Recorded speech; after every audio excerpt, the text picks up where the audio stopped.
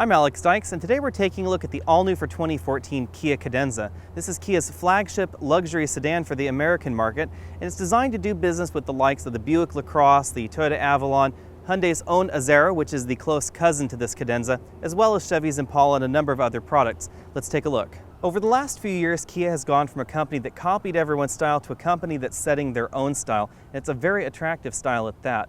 This front-end design language first started out in that refreshed Kia Optima, and I think that in the Cadenza it reaches its pinnacle.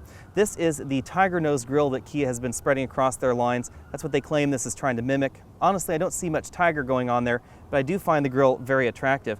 We also have these attractive bi-xenon headlamps. These are optional in the Cadenza, part of a $3,000 option package, with an LED light pipe around here for a bit of a character line. We also have fog lights and a little bit of tasteful chrome trim down here in the lower valance and around this grille. Some entries in this segment are going for aggressive, but Kia is going for elegant, and that's really obvious with this optional 19-inch wheel on the Cadenza.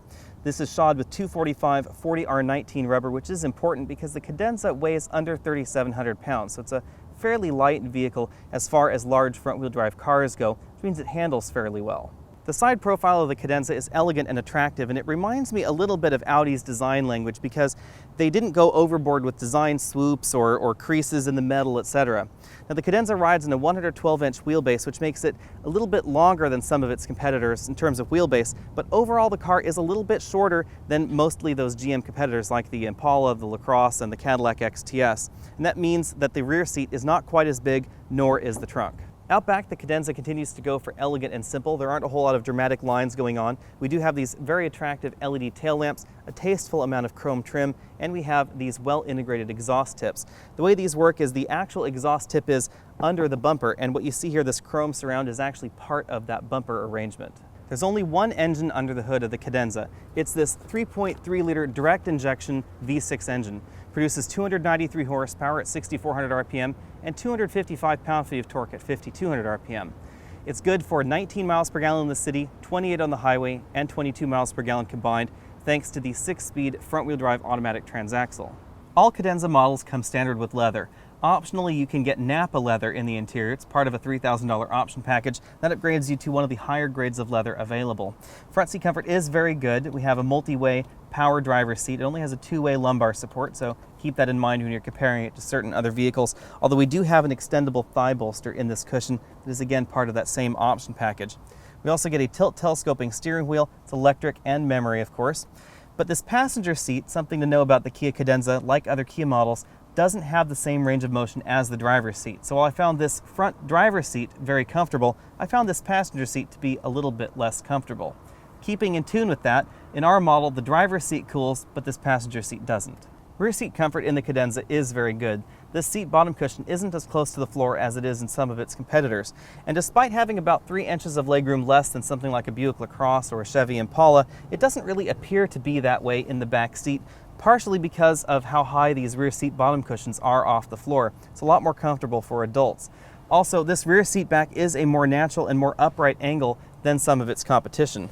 If we move over to the middle seat, this hump in the middle seat right here, the driveline hump, which would be in a normal rear-wheel drive car, of course, there's no driveline in the Cadenza because it's front-wheel drive, means it's very low to the floor. It's also lower to the floor than you'd find in something like a Chevy Impala or a Buick LaCrosse. It means sitting in the middle seat is a little bit more comfortable in terms of legroom. However, there's really no headroom in this middle seat, so keep that for the baby seats or small children.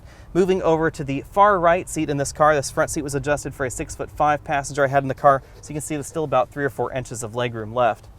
We have a comfortable, well-padded center armrest with a flip and fold cup holder there, decent headrests in the back seats as well. Unlike some of the competition, the Cadenza's rear seats do not fold. That's part of why the rear seat backs are a little bit more comfortable than you'd find in other cars, but that is something to keep in mind because you're left with only a small ski pass-through right here behind the middle seat.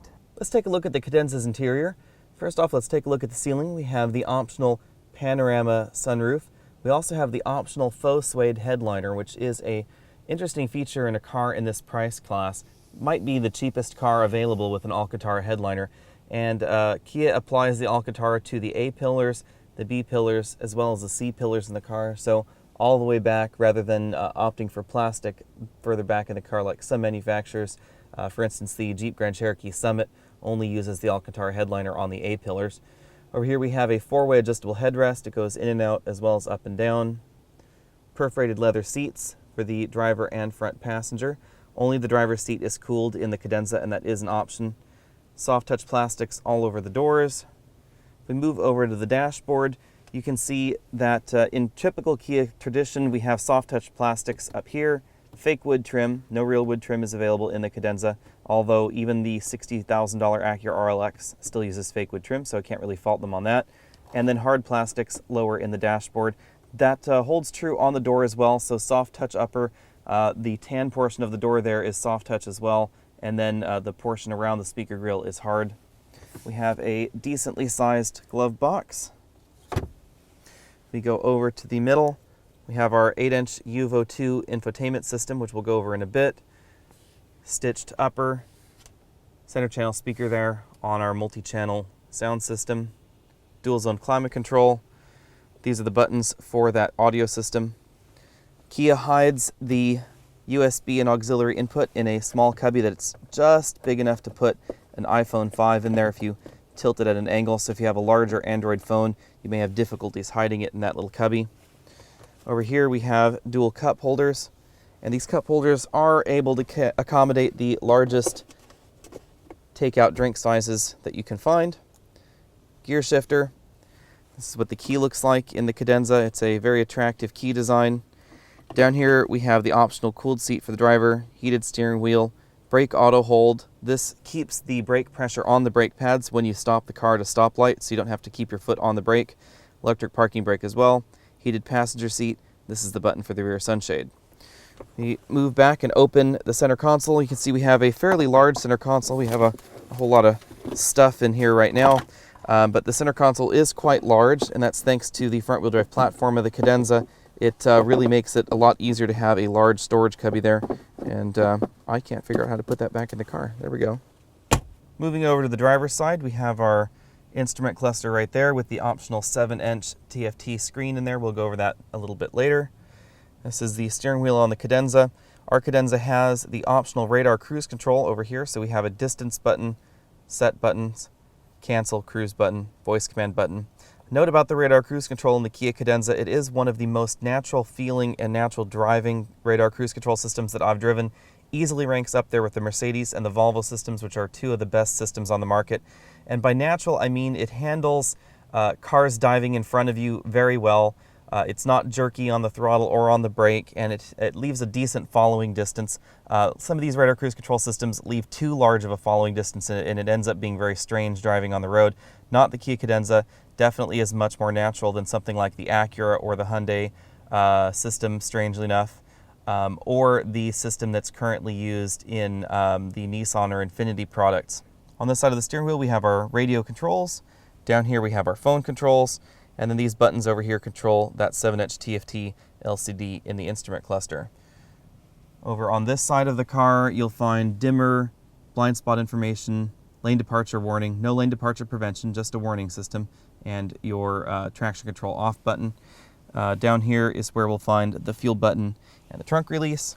We have power folding side view mirrors in the Kia Cadenza. These automatically fold when you park the car and unfold when you approach the car, which is an interesting little touch, so you don't have to actually unlock the doors for them to unfold. The moment that you approach the car, they start to unfold. Auto down and auto up windows for the two front windows, and of course optional memory seats for the driver. To skip the infotainment section, go ahead and follow those instructions at the bottom of your screen. Our Kia Cadenza has the optional 7-inch LCD instrument cluster, and if you were using the electronic cruise control, this white line over here would be augmented with a yellow bar indicating your relative cruise control setting. Since we also have the radar cruise control, it would also tell you how fast you're currently going and whether or not it can tell whether the car in front of you is moving or not.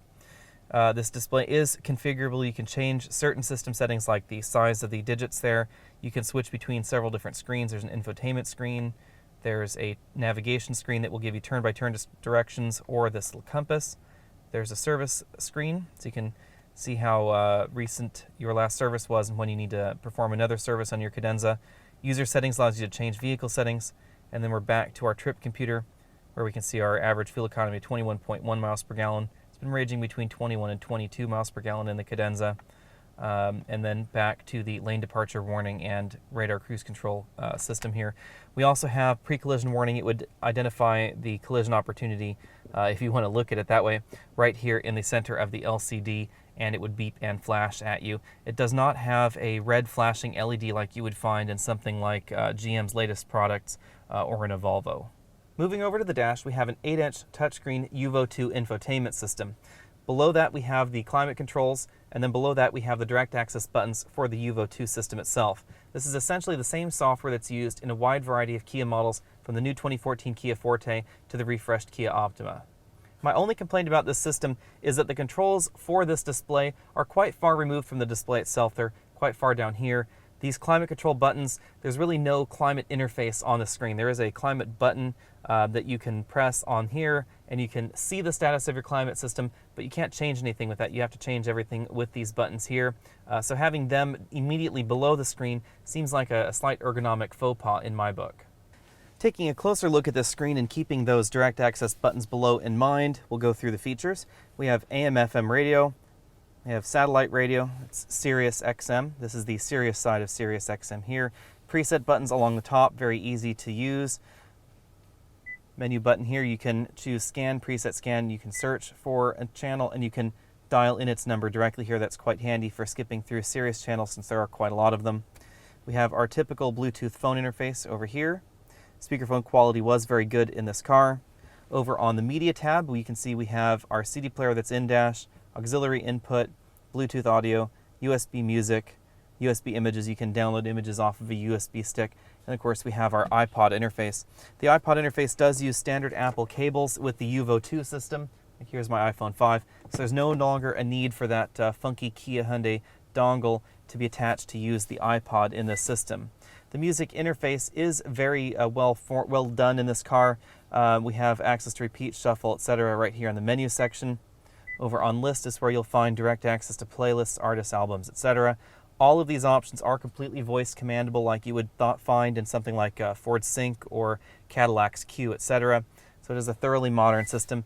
That's part of the 2 portion of the UVO 2 system. UVO 1 did not have those voice commands, UVO 2 does.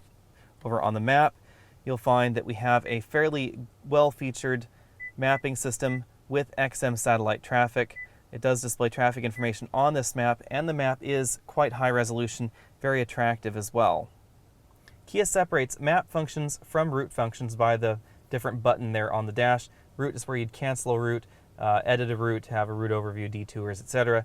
Destination is where you go to enter addresses. Address entry in the system is very snappy. We'll show you here by entering an address.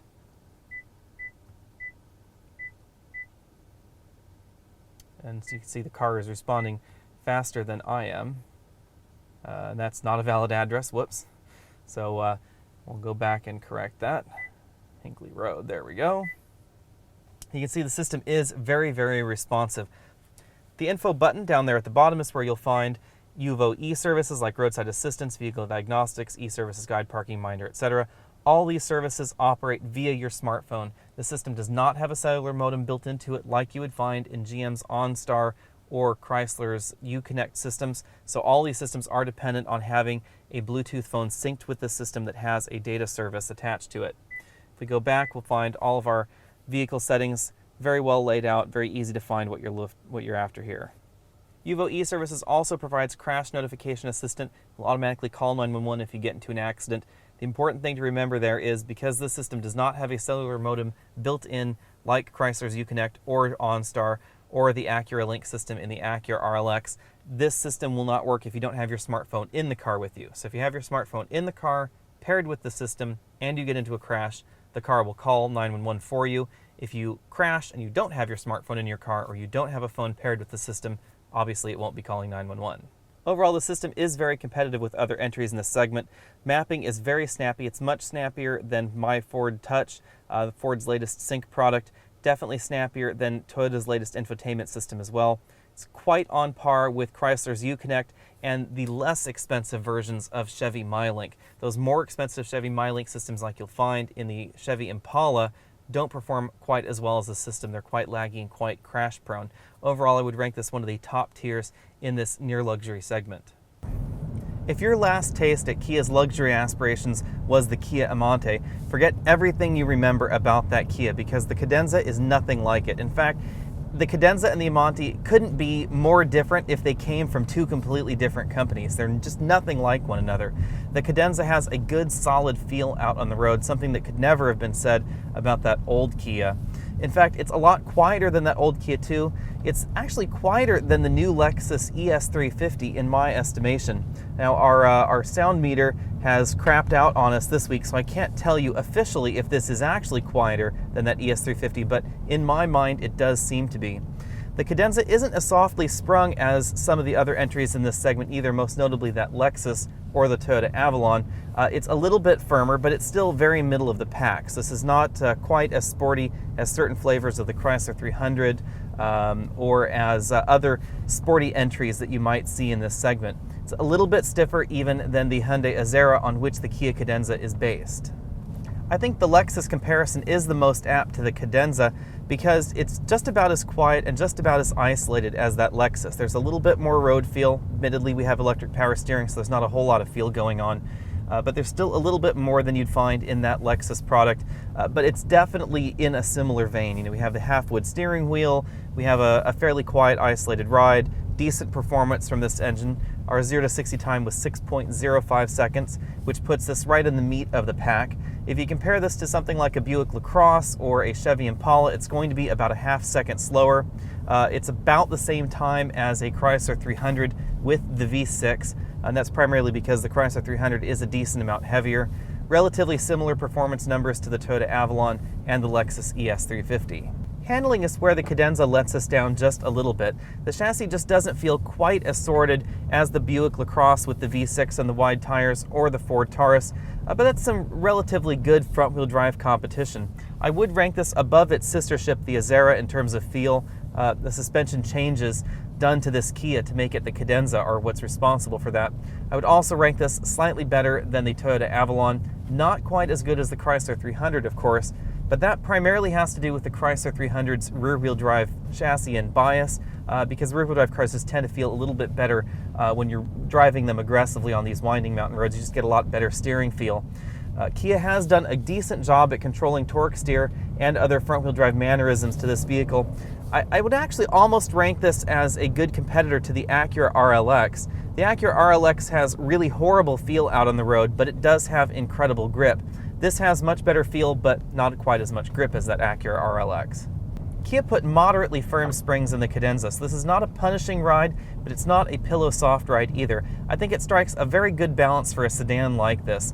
Something that is fun to drive when you're driving the car, but gives a reasonable ride for backseat passengers. Part of that is thanks to that relatively long 112-inch wheelbase, which helps keep this car, even though the springs are moderately firm, from feeling too choppy out on the road. Even though the steering is numb, the turn-in is very accurate in the Cadenza, leading to a very confident steering feel out on the road. Like the other front-wheel drive competitors, Kia uses a 6-speed automatic transmission in the Cadenza. It's the same one that's used in the Hyundai Azera as well. This transmission slots somewhere in the middle of the pack in terms of shift feel, quality, and speed. I do prefer the way that the Ford tuning in the Ford GM transmission is done. Ford and General Motors use essentially the same transmission in their large sedans like this. I would note that those are a decent step above the ASIN unit that is used in the Lexus ES350 as well as the Toyota Avalon. Never really cared for the way those ASIN transmissions shift. They're just not terribly crisp and not terribly smooth compared to some of the other entries in this segment. By far and away the best transmission, however, in this near luxury grouping of large sedans is the Chrysler 300 transmission, and that's because they're using a German ZF 8-speed transmission, same transmission that's used in Audis and BMWs and Bentleys and Rolls-Royces, etc. It's an incredible transmission, very sharp, very fast, very crisp shifts. It really blows these 6-speed front-wheel drive transmissions out of the water, and it does give the Chrysler 300 a slight edge in fuel economy as well. In terms of drivetrain layout, there is no all-wheel drive option available in the Cadenza at this time, and based on the platform and the stamping that we see in the sheet metal in this car, I don't really expect one to appear either. So if you really want front-wheel drive in your next car, you need to look at something like a Ford Taurus or a Chrysler 300, because both of those have optional all-wheel drive systems. With this 2014 Kia Cadenza, we can now have an honest conversation with a straight face about a Kia versus a Lexus ES350 or an Acura RLX. And those are two very good competitors to this Cadenza because the Cadenza reminds me an awful lot of those cars, but for a much lower price tag. Kia isn't just known for value, they're also known for simple pricing packages. So the Cadenza starts out at $35,900. There are only two options, they're both $3,000, and the top end model, as we've tested here, is $41,900. The 2014 Cadenza is a very comfortable and very well-priced luxury sedan. It's also an incredible value, and that value proposition is really what Kia sells on. At $41,900 fully loaded here, I would take this before that Acura RLX that we just had last week. And I'm really not kidding about that. It's all about cutting corners when you try and value price something, and that's something that Kia does extremely well. You can cut the wrong corners or you can cut the right corners, and Kia somehow lately has managed to cut all the right corners and very few of the wrong ones. Because of the compromises that Kia made, it's the value proposition where the Cadenza really performs well. That power passenger seat doesn't have the same range of motion as the driver's seat. So what in my book? It also isn't ventilated, but I don't really have passengers in my car that often. As a driver, I care more about my heated steering wheel, my cooled seat, my 7-inch LCD cluster, and the faux suede headliner in the Cadenza more than I do about that power passenger seat, which is honestly a little bit less comfortable than I would like. But for $41,900, the Cadenza is cheaper than a fully loaded Chevy Impala. It's also decently cheaper than a Buick LaCrosse. It's about $20,000 to $24,000 cheaper than an Acura RLX similarly configured. Yes, the RLX has a few more features than this Cadenza, but according to our friends over at TrueDelta.com, the difference between a fully loaded RLX and a fully loaded Cadenza really ends up somewhere around $15,000 to $17,000, which is still a really significant discount on this Cadenza. The only real problem with the Cadenza, and the only thing you have to keep in mind, is this Kia logo right here. And how much is that snazzier brand name worth to you? If the answer is not $15,000 to $17,000, then go ahead and buy a Cadenza. Again, I'm Alex Dykes, and this has been the 2014 Kia Cadenza. Be sure and click that subscribe banner at the bottom of your screen so you can be updated on all of our latest videos. You can go ahead and send me messages right here on YouTube and ask us questions about cars that we've reviewed or cars that you'd like us to review. Be sure and check back with us next week when we have a review of the 2014 Chevy Impala.